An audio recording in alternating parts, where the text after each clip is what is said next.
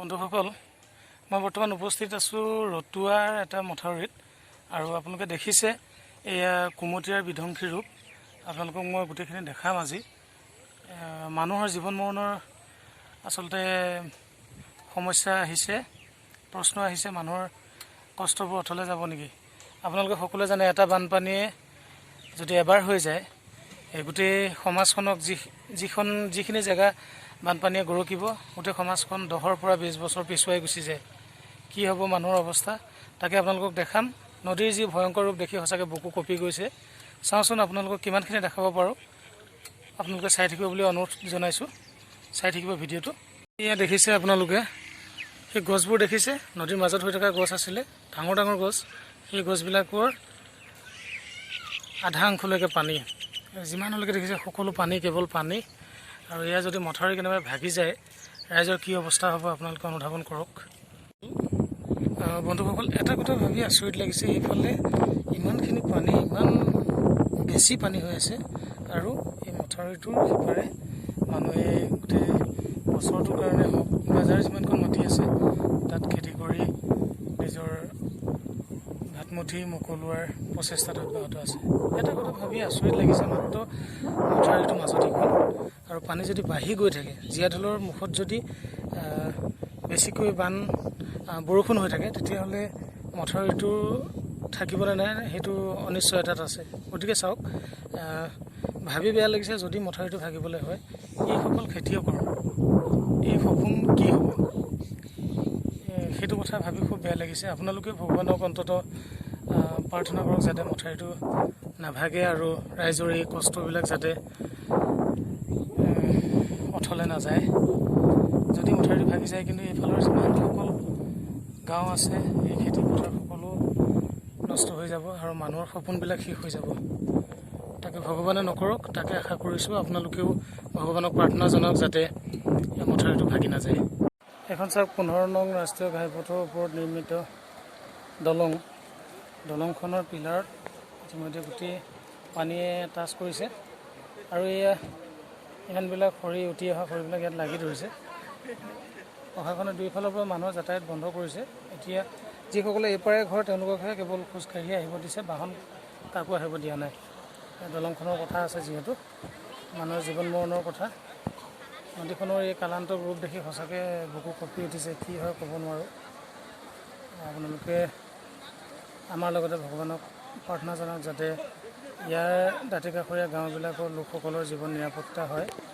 নদীখনে মথাউৰি ভাঙি পেলাব লাগিলে বহুত অসুবিধাত পৰিব মানুহ। সেইফালে চাওক আপোনালোকে, বহুত মানুহ ৰৈ আছে।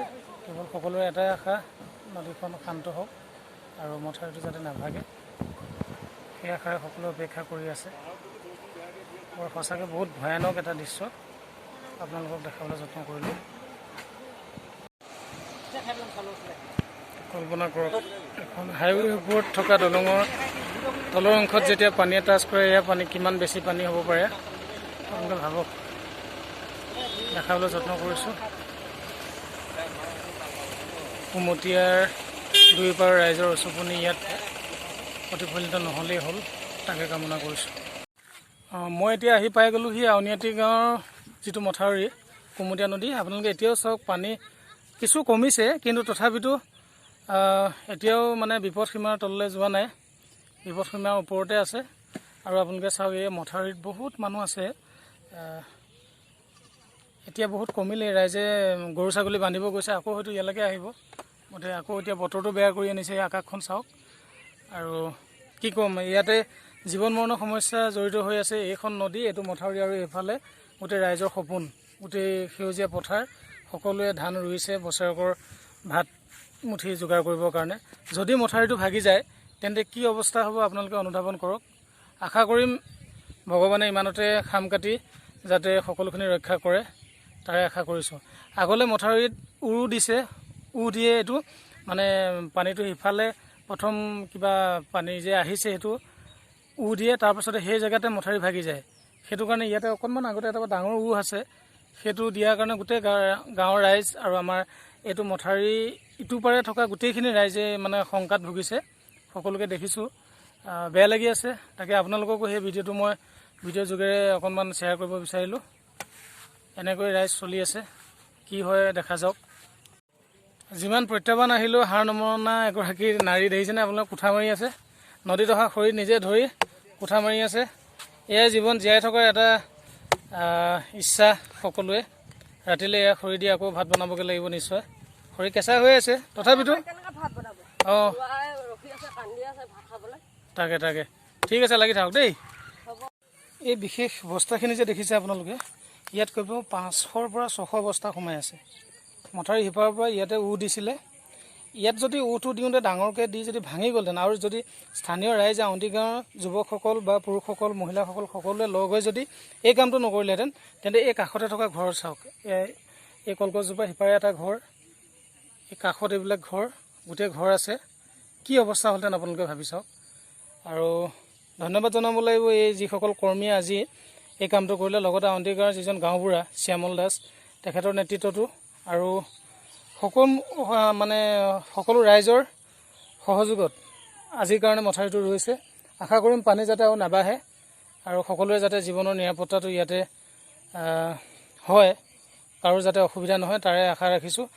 আৰু আশা কৰিম আপোনালোকে ভিডিঅ'টো চাই ভাল পাব বুলি। আৰু যিসকল নতুনকৈ আহিছে ছাবস্ক্ৰাইব কৰি দিব। আৰু খুবেই বেয়া লাগি থাকিল আজি দিনটো ৰাইজৰ কষ্ট দেখি। ৰাইজৰ কষ্ট কৰি থকা সময়খিনি ভিডিঅ' কৰিবলৈ মনেই নগ'ল আচলতে। কোনোবা কষ্ট কৰি থাকিব, ভিডিঅ' কৰি থাকিম, তেনেকুৱাটো ভাল নালাগে। গতিকে এনেকৈয়ে আপোনালোকক দেখাবলৈ যত্ন কৰিলোঁ। সকলো ভালে থাকক, কুশলে থাকক আৰু যাতে মথাউৰিটো ইমানটা ৰক্ষা পৰে তাৰে আশা কৰিছোঁ। আৰু আপোনালোকে ভিডিঅ'টো যদি ভাল পাইছে শ্বেয়াৰ কৰি দিব আৰু ৰাইজকো জনাব বৰ্তমান পৰিস্থিতি। ধন্যবাদ।